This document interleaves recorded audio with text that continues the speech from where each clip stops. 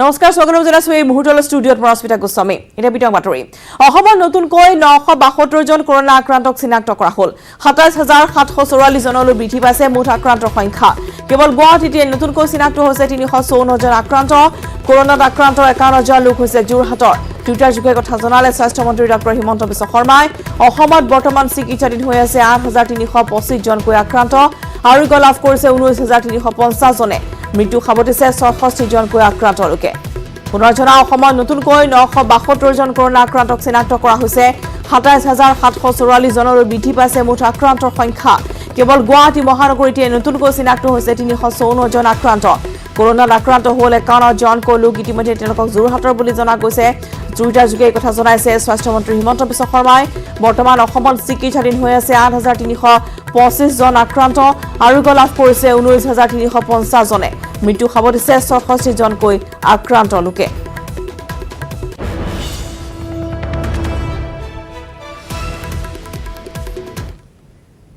অসমত পুনৰ দুজনকৈ কৰোনা আক্ৰান্তৰ মৃত্যু 66 জনলৈ বৃদ্ধি পাইছে কৰোনাৰ মৃত লোকৰ সংখ্যা মৃত যোৰহাটৰ 54 বছৰীয়া আলোক ঘোষ আৰু গুৱাহাটীৰ 47 বছৰীয়া হৰেণ বড়ো টুইটাৰ যোগে কথা জনাই স্বাস্থ্য মন্ত্ৰী হিমন্ত বিশ্ব শৰ্মাই অসমত পুনৰবাৰ দুজনকৈ কৰোনা আক্ৰান্তৰ মৃত্যু হৈছে আৰু কৰোনাত আক্ৰান্ত হৈ মৃত হোৱা লোকৰ সংখ্যা বৰ্তমান অসমত 66 জনলৈ বৃদ্ধি পালে যোৰহাটৰ 54 বছৰীয়া আলোক ঘোষ আৰু গুৱাহাটীৰ 47 বছৰীয়া হৰেণ বড়োৱে ইতিমধ্যে মৃত্যু খাবতি লৈছে স্বাস্থ্য মন্ত্ৰী হিমন্ত বিশ্ব শৰ্মাই টুইটাৰ যোগে এই কথা অৱগত কৰে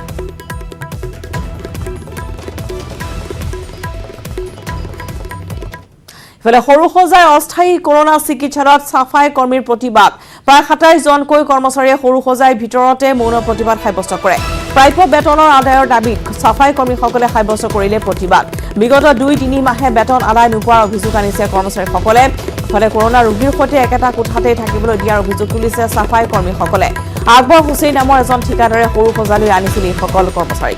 পুনৰবাৰ জনাও যে অস্থায়ী কৰোনা চিকিৎসালয়ত এতিয়া সাফাই কৰ্মীসকলে প্ৰতিবাদী কাৰ্যসূচী ৰূপায়ণ কৰিছে 27 জনকৈ কৰ্মচাৰীয়ে সৰুসজাৰ ভিতৰতে মৌন প্ৰতিবাদ সাব্যস্ত কৰিছে প্ৰাপ্য বেতনৰ আদায়ৰ দাবীত সাফাই কৰ্মীসকলে সাব্যস্ত কৰিছে প্ৰতিবাদ বিগত 2-3 মাহে বেতন আদায় নোপোৱাৰ অভিযোগ আনিছে কৰ্মচাৰীসকলে ফলে কৰোনা ৰোগীৰ সৈতে একেটা কোঠাতে থাকিবলৈ দিয়াৰ অভিযোগ তুলিছে সাফাই কৰ্মীসকলে আকবৰ হুছেইন নামৰ এজন ঠিকাদাৰে সৰুসজালৈ আনিছিল কৰ্মচাৰীসকলক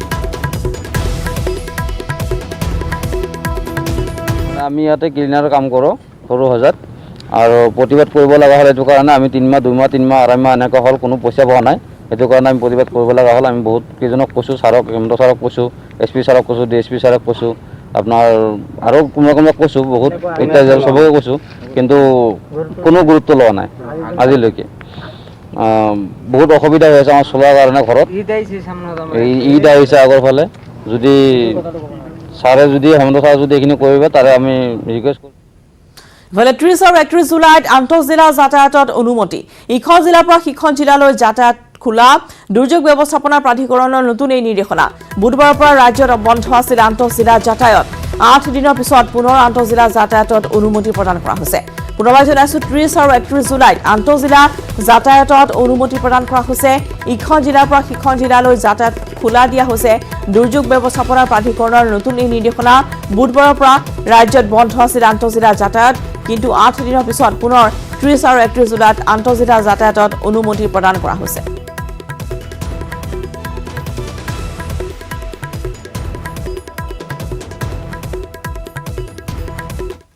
আনলকৰ বাবে মহানগৰ গুৱাহাটীত বৃদ্ধি হ'ব কৰোনাৰ সংক্ৰমণ স্বাস্থ্যমন্ত্ৰী হিমন্ত বিশ্ব শৰ্মাৰ এই আশংকাৰ পিছতে এতিয়া ৰাজধানী চহৰত বাঢ়িছে কৰোনাৰ আতংক ইফালে কেন্দ্ৰীয় চৰকাৰৰ তথ্য অনুসৰি 15 আগষ্টৰ পিছত অসমত কোভিড আক্ৰান্তৰ সংখ্যা 65000 অতিক্ৰম কৰিব এই সময়ছোৱাত গুৱাহাটীত আক্ৰান্তৰ সংখ্যা কোভিড-19 আক্ৰান্তৰ সংখ্যা 22000লৈ বৃদ্ধি পোৱাৰ আশংকা কৰা হৈছে এনে সময়তে প্ৰশ্ন হৈছে যে আনক প্ৰক্ৰিয়াত নীতি নিয়ম কেনেদৰে পালন কৰিছে সাধাৰণ ৰাইজে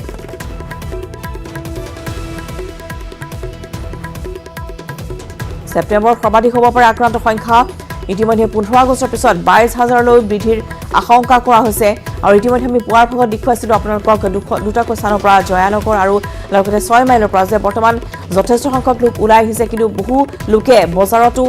যি দূৰত্ব 1 মিটাৰ দূৰত্ব সেয়া বৰ্তাই ৰখা নাই বা বহু সংখ্যক লোকে কিন্তু মাস্ক পৰিধান কৰা নাই এই সকল লোকৰ বাবে অনাগত দিনত যথেষ্ট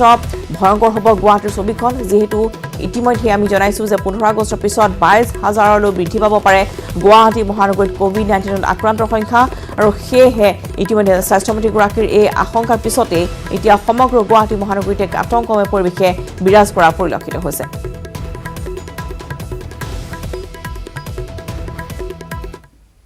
এতিয়া আছে শিৱসাগৰ খবৰ শিৱসাগৰ ঐতিহাসিক শিৱদৌল চৌহদ কণ্টেইনমেণ্ট জোন ঘোষণা বুধবাৰে ঘোষণা কৰিছে শিৱসাগৰ জিলা প্ৰশাসনে সঞ্জীৱ দাস নামৰ এজন চতুৰ্থ শ্ৰেণীৰ কৰ্মচাৰীৰ শৰীৰত COVID-19 পজিটিভ পোৱাত বুধবাৰে শিৱসাগৰ জিলা প্ৰশাসনে সমগ্ৰ দৌল চৌহদটো কণ্টেইনমেণ্ট জোন হিচাপে ঘোষণা কৰিছে শাওন মাহত শিৱ মন্দিৰ আৰু দৌলসমূহত ভক্তৰ ভিৰ বেছি হয় বাবে এই সিদ্ধান্ত গ্ৰহণ কৰিছে প্ৰশাসনে আনহাতে সঞ্জীৱ দাসৰ বাসগৃহত থকা যমুনা ৰোড নিউ কলনী এলেকাও কণ্টেইনমেণ্ট জোন ঘোষণা কৰিছে শিৱসাগৰ জিলা প্ৰশাসনে কথা হ'ল আমি আমাৰ এজন কাৰ্যনিৰ্বাহক সদস্য আছিল অশ্বিনী চেতিয়া তেখেতৰ দেহাৱসান ঘটিলে তেখেতৰ মৃতদেহটো আমি আমি থিয় হৈ আছোঁ তাৰ কাষতে আমি শ্ৰদ্ধাঞ্জলি জনাইছিলোঁ শ্ৰদ্ধাঞ্জলি জনোৱাৰ পাছত জিলা প্ৰশাসন আৰু স্বাস্থ্য বিভাগে আমাক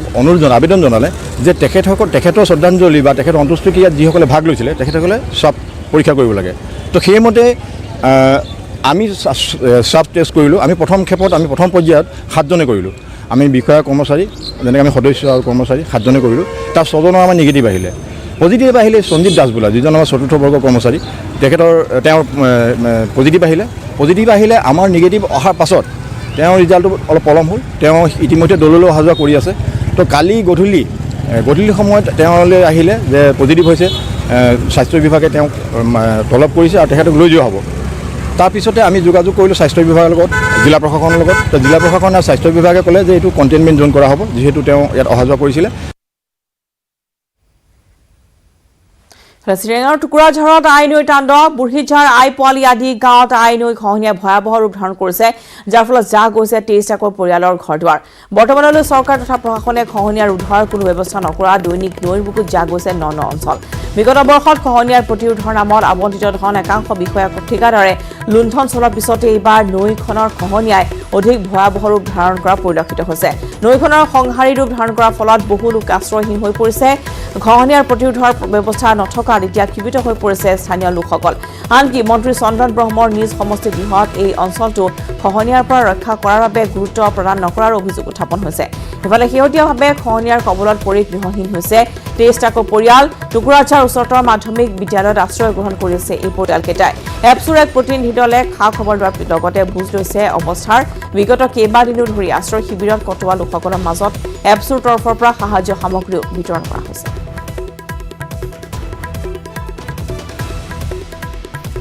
আগবাঢ়িছোঁ এখন উপানন্দ শৰ্মাৰ এক প্ৰতিবেদন চিৰাং জিলাৰ টুকুৰাঝাৰৰ নিকটৱৰ্তী বুঢ়ীঝাৰ আৰু আই পোৱালি আদি গাঁৱত এতিয়া আই নদীয়ে সংহাৰ চলোৱা পৰিলক্ষিত হৈছে বহু ঘৰ ইতিমধ্যে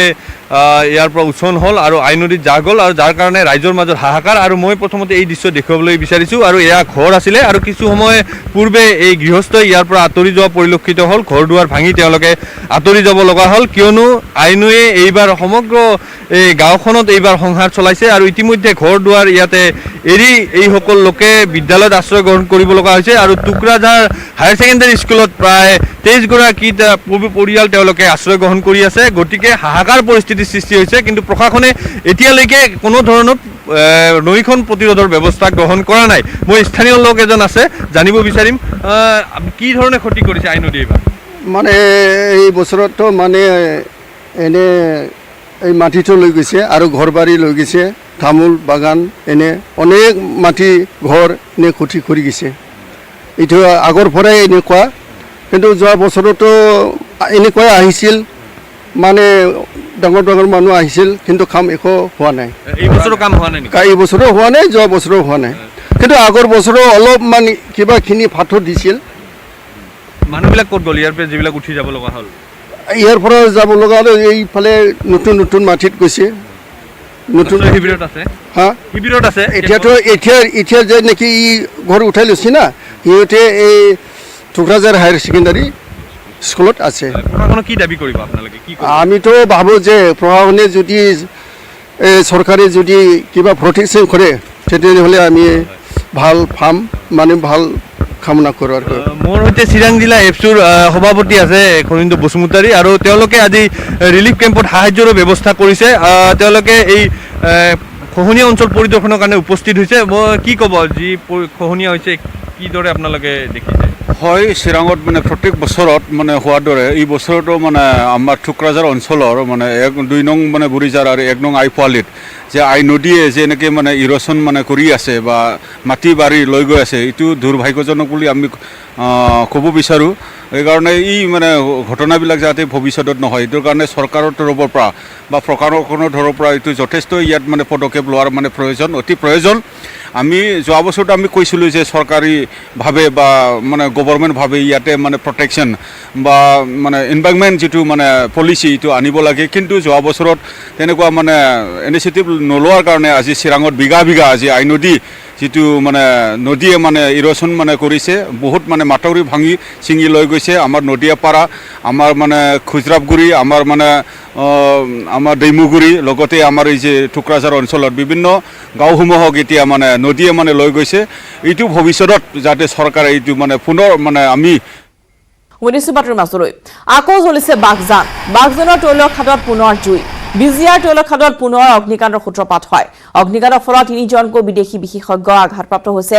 জুই নিৰ্বাপন কৰি থকাৰ সময়ছোৱাতে জুই লাগি আঘাতপ্ৰাপ্ত হয় এলাৰ্ট নামৰ কোম্পানীটোৰ 3জনকৈ বিশেষজ্ঞ। আহত হৈছে এণ্টনি ষ্টিফেন ৰেনল্ডছ, ডগ ডালাছ আৰু ক্ৰেইগ নেইল ডানকান। আহতসকলক ততাতৈয়াকৈ ডিব্ৰুগড়ৰ আস্থা হস্পিটেলত ভৰ্তি কৰা হৈছে। মই জনাইছোঁ যে বাঘজানত আকৌ অগ্নিকাণ্ডৰ সূত্ৰপাত হৈছে। তৈলখাদত জুই নিৰ্বাপন কৰি থকাৰ সময়ছোৱাতে এই অগ্নিকাণ্ডৰ সূত্ৰপাত হয় পুনৰবাৰ, আৰু য'ত 3গৰাকীকৈ বিশেষজ্ঞ ইতিমধ্যে আঘাতপ্ৰাপ্ত হৈছে। বিজিআৰ তৈলখাদত পুনৰ অগ্নিকাণ্ডৰ সূত্ৰপাত হৈছে। জুই নিৰ্বাপন কৰি আছিল, আৰু সেই সময়ছোৱাতেই গাত জুই লাগি আঘাতপ্ৰাপ্ত হৈছে এলাৰ্ট নামৰ কোম্পানীটোৰ 3জনকৈ বিদেশী বিশেষজ্ঞ, আৰু ইতিমধ্যে তেওঁলোকক ডিব্ৰুগড়ৰ আস্থা হস্পিটেলত ভৰ্তি কৰা হৈছে।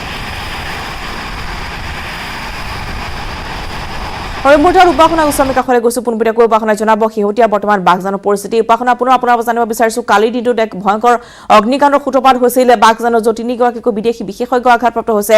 বৰ্তমান তেওঁলোকৰ শাৰীৰিক অৱস্থা কেনেকুৱা, আৰু বাঘজানৰ জুই সন্দৰ্ভত শেহতীয়া কেনেধৰণৰ স্থিতি কি পৰিলক্ষিত হৈছে? উপাসনা। হয় ৰশ্মিতা, যিহেতু যোৱাকালি পুনৰ উত্তপ্ত হৈছে বাঘজান, আৰু বাঘজানৰ বিজিআৰ 5 নম্বৰ তৈলঘাটত যি জুই নিৰ্বাপন কৰিব যি শেহতীয়া কাম কাজ কালি চলি আছিলে, তাত বিশেষজ্ঞ দল আছিল, তাৰ লগতে অইল ইণ্ডিয়া কৰ্তৃপক্ষৰ সকলো লোক তাত উপস্থিত আছিলে। ঠিক সেইখিনি সময়তে যোৱাকালি হঠাতে এক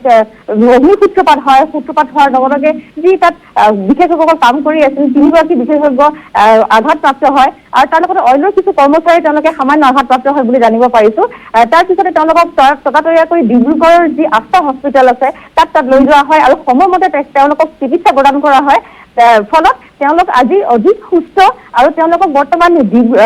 দুলীয়াজানৰ যি ব্যক্তিগত খণ্ডৰ যি চিকিৎসালয় আছে তাত বৰ্তমান ৰখা হৈছে, আৰু তাত 2 দিনমান তাত ৰখা হ'ব। কিন্তু তেওঁলোকৰ স্বাস্থ্য যিহেতু যেতিয়ালৈকে সম্পূৰ্ণ ভাল নহয়, তেওঁলোকক ডক্তৰে নিজৰ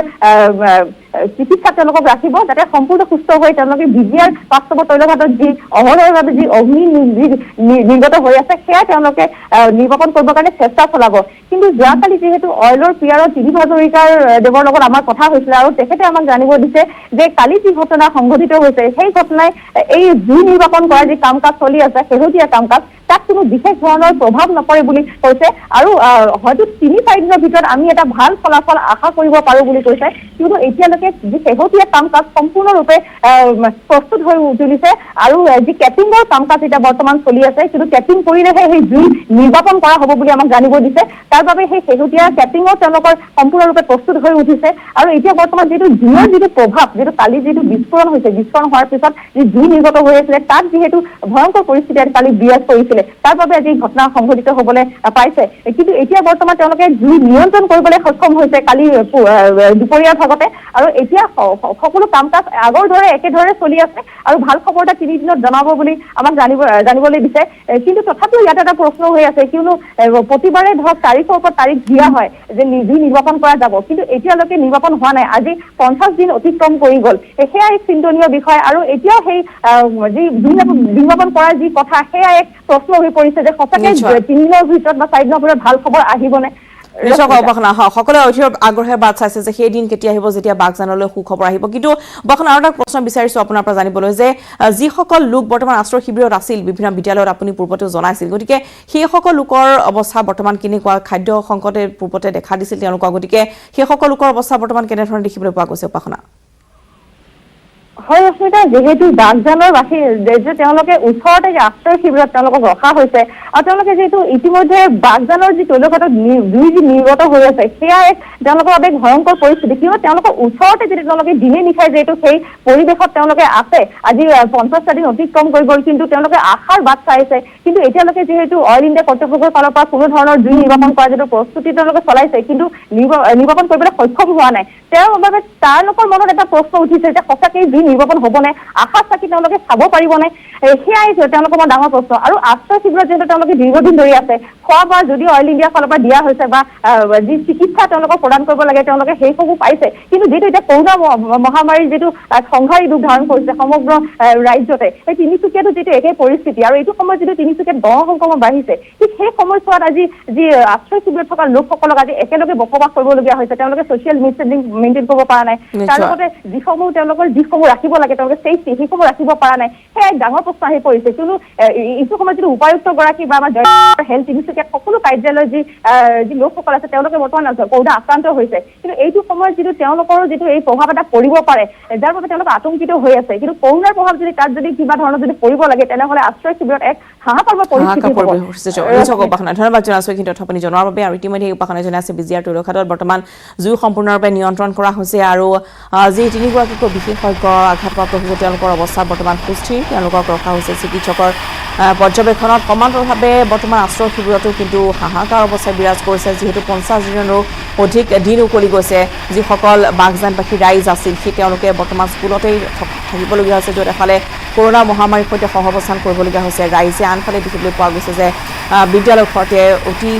কোনো ধৰণৰ দূৰত্ব নবৰ্তোৱাকৈ থাকিবলগীয়া হৈছে দীৰ্ঘদিন ধৰি সেইসকল ৰাইজ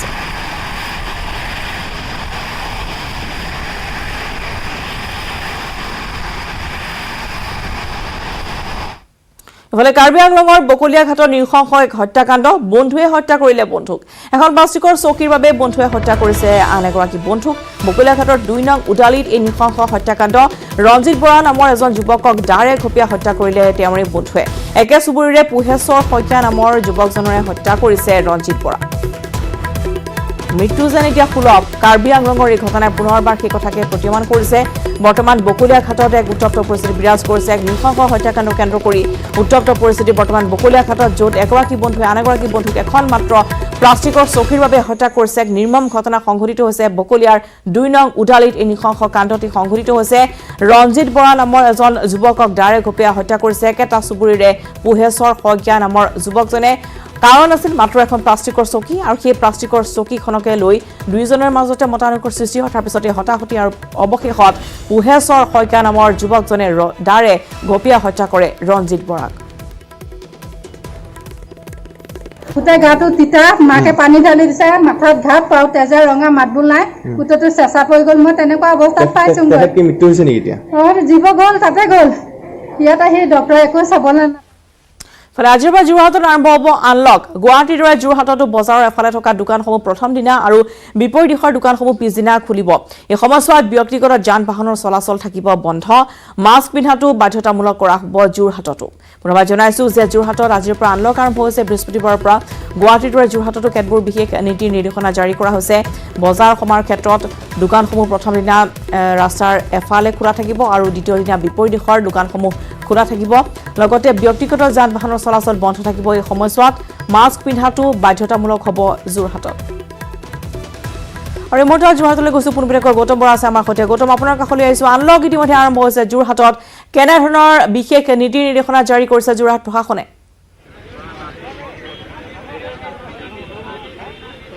নিশ্চয়কৈ ৰশ্মিতা ইতিপূৰ্বে আমি উল্লেখ কৰিছোঁ যে যোৰহাটত আজিৰ পৰা আনলক প্ৰক্ৰিয়া আৰম্ভ হৈছে আৰু নগৰৰ যিসমূহ পৌৰ এলেকা আছে সেই পৌৰ এলেকাসমূহৰ দোকানসমূহ পথৰ একাষে থকা দোকানসমূহ এদিন খুলিব পাৰিব তাৰ পিছদিনা তাৰ সন্মুখৰ দোকানখিনি খুলিব পাৰিব অৰ্থাৎ একোখন দোকান মাহেকত 11 দিনহে খুলিব পাৰিব কিয়নো শনি আৰু দেওবাৰে যোৰহাটৰ পৌৰ এলেকা তথা এই দাঁতিকাষৰীয়া যিসমূহ চাব আৰ্বান এৰিয়া আছে অঞ্চল আছে যিবোৰ উপনগৰীয় অঞ্চল আছে সেই অঞ্চলসমূহতো লকডাউন সম্পূৰ্ণ বলবৎ থাকিব অৰ্থাৎ সোমবাৰৰ পৰা শুক্ৰবাৰলৈকেহে দোকানসমূহ খুলিব পাৰিব আৰু তাকো এই দোকানসমূহৰ পথৰ একাষে থকা দোকানসমূহ এদিন আৰু পথৰ আনটো কাষে থকা দোকানসমূহ এদিনকৈ খুলিব পাৰিব ঠিক সেইদৰে ব্যক্তিগত যান বাহনৰ চলাচল বন্ধ কৰিছে কেৱল মাত্ৰ অফিচলৈ অহা লোক বা ব্যৱসায়ী প্ৰতিষ্ঠানসমূহলৈ অহা ব্যৱসায় প্ৰতিষ্ঠানসমূহৰ গৰাকী তথা কৰ্মচাৰীসকল তেওঁলোকৰ নিজস্ব বাইক বা গাড়ীত আহিব পাৰিব তাতো গাড়ীত হ'লে 2জন বাইকত 1জন ব্যক্তিহে আহিব পাৰিব ইত্যাদি বিভিন্ন ৰেষ্ট্ৰিকশ্যন ইতিমধ্যে দিয়া হৈছে কিন্তু জীৱন আৰু জীৱিকাৰ তাৰণাত যিসকল গ্ৰাম্যাঞ্চলৰ লোক তেওঁলোক ওলাই আহিব লগা হৈছে মই এতিয়া উপস্থিত আছোঁ যোৰহাটৰ যি বাইপাছৰ কাষত এনেধৰণৰ অস্থায়ীকৈ যি বজাৰ বহিছে এইসকল লোক ওলাই আহিছে বানপীড়িত অঞ্চলৰ লোক হয় কিয়নো খেতি ইতিমধ্যে ধ্বংস কৰিছে বানপানীয়ে তাৰ পাছত কৰোনাৰ সংক্ৰমণৰ ভয়কো নেওচা দি তেওঁলোক ওলাই আহিবলৈ বাধ্য হৈছে যিহেতু যোৰহাটৰ যিসমূহ হাট বজাৰ আছে সেই হাট বজাৰসমূহ এই আনলকৰ সময়ছোৱাটো বন্ধ থাকিব অৰ্থাৎ নিউভিল ৰোডৰ যি বজাৰ বা ফুটপাথৰ দাঁতিত যিসমূহ পদপথ ব্যৱসায়ী বহে বা বিভিন্ন শাক পাচলি বিক্ৰী কৰে সেইসমূহো ইতিমধ্যে নিষিদ্ধ কৰা হৈছে এই আনলকৰ মাজতো ইতিমধ্যে ইয়াৰ পূৰ্বৰ পৰা এই সকলো বন্ধ আছিলে যোৰহাটত কিন্তু আমি দেখুৱাইছোঁ যে যোৰহাটৰ বাইপাছৰ দাঁতিত এয়া পৰিৱেশ এয়া কেৱল আজি যে আনলকৰ কাৰণে হৈছে সেইটো নহয় লকডাউনৰ সময়তো এই স্থানত পৰিৱেশ একেই আমি দেখিবলৈ পাইছিলোঁ নগৰৰ বহু লোক বজাৰ কৰিবৰ বাবে এই অঞ্চললৈ ওলাই আহে কিয়নো শাক পাচলি মাছ মাংস ইত্যাদি হোম ডেলিভাৰী দিব পাৰিব বুলি যোৰহাট জিলা প্ৰশাসনৰ নিৰ্দেশনাটো দিয়া হৈছিলে কিন্তু সেয়া ফলপ্ৰসূ হৈ উঠা নাছিলে কিয়নো কোনে কেনেধৰণে গৈ হোম ডেলিভাৰী দিব সেয়া সেই অৰ্ডাৰটোত স্পষ্ট নাছিলে একাংশ লোকে দিছিল যদিও সেয়া চাহিদা পূৰ কৰিব নোৱাৰাৰ বাবে এনেধৰণে এখন অস্থায়ী বজাৰ গঢ় লৈ উঠিছে যোৰহাটৰ বাইপাছৰ কাষত আৰু তাত আমি দেখুৱাইছোঁ যে যিসকল লোক বজাৰ কৰিবলৈ ওলাই আহিছে বা যিসকল ব্যৱসায়ীয়ে ইয়াত আহিছে গ্ৰাম্যাঞ্চলৰ পৰা তেওঁলোকৰ কিন্তু অধিকাংশৰ মুখত মাস্ক নাই ৰশ্মিতা আপুনি নিশ্চয় টিভি স্ক্ৰীণত প্ৰত্যক্ষ কৰিছে যে যিটো নৰ্মছ বান্ধি দিছে অৰ্থাৎ যোৰহাটৰ জিলা প্ৰশাসন উপায়ুক্তই শেহতীয়াকৈ কৈছে যে মাস্ক পিন্ধাটো যোৰহাটত বাধ্যতামূলক হেণ্ড চেনিটাইজ কৰিব লাগিব আৰু যি সামাজিক দূৰত্ব বা যি ফিজিকেল ডিষ্টেঞ্চিং মানি চলিব লাগিব যদি এই নীতি নিৰ্দেশনা চৰকাৰী নীতি নিৰ্দেশনা যদি নামানে তেওঁলোকৰে বিপদ হ'ব যিহেতু যদি পুনৰবাৰ আক্ৰান্ত সংখ্যা বৃদ্ধি পায় যোৰহাটত পুনৰ লকডাউন ঘোষণা কৰা হ'ব তেতিয়াহ'লে হয়তো তেওঁলোকৰ ব্যৱসায়ী মুদা মৰিব গতিকে যদি প্ৰতিক্ৰিয়া কিছু আমি জানিব পাৰোঁ এই মুহূৰ্তত যোৰহাটৰ পৰা হয় মই তেওঁলোকৰ পৰা সুধিবলৈ জানিবলৈ চেষ্টা কৰিম যে যদিহে তেওঁলোকৰ ৰেপিড এণ্টিজেন টেষ্ট কৰে যদিহে যোৰহাট জিলা প্ৰশাসনৰ গাড়ীখন ইয়ালৈ আহে আহি পেলাই যদি সকলোৱে স্বাব সংগ্ৰহ কৰে তাত যদি পজিটিভ ওলায় আৰু মই স্বাভাৱিকতে নিশ্চয় পজিটিভ ওলাব কাৰণ আমি দেখুৱাইছোঁ যে এয়া চাওক যে যিসকল লোক আছে অধিকাংশই তেওঁলোকে মাস্ক পৰিধান নাই কৰা দাদা আপোনাক কথা এটা সুধিছোঁ ইয়াত যে বহুত মানুহ আহিছে মাস্ক নাই পিন্ধা আপুনিও মাস্কখন নাকৰ তলত থৈছে যদিহে পজিটিভ ওলায় 14 দিন হস্পিটেলত থাকিব লাগিব ব্যৱসায় মন্দা হ'ব নাই বন্ধ হ'ব তেতিয়াহ'লে কিয় নাই পিন্ধা সেইটো ৰাইজৰ গাত ভুল হৈছে অকণমান আপোনাৰতো ভুল হৈছে আপুনি মোৰ নিজেও ভুল হৈছে কিন্তু মই এইটো অকণমান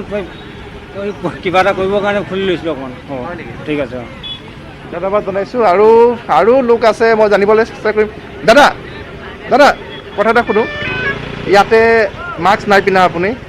ইতিমধ্যে 1000 টকা জৰিমনাৰ কথা কৈ থৈছে যোৰহাট জিলা প্ৰশাসনে নাই গম পাইছোঁ আপোনাৰ কিন্তু যদিহে পজিটিভ ওলায় 14 দিন থাকিব লাগিব হস্পিটেলত তেতিয়া আপোনাৰ ব্যৱসায় লছ হ'ব নাই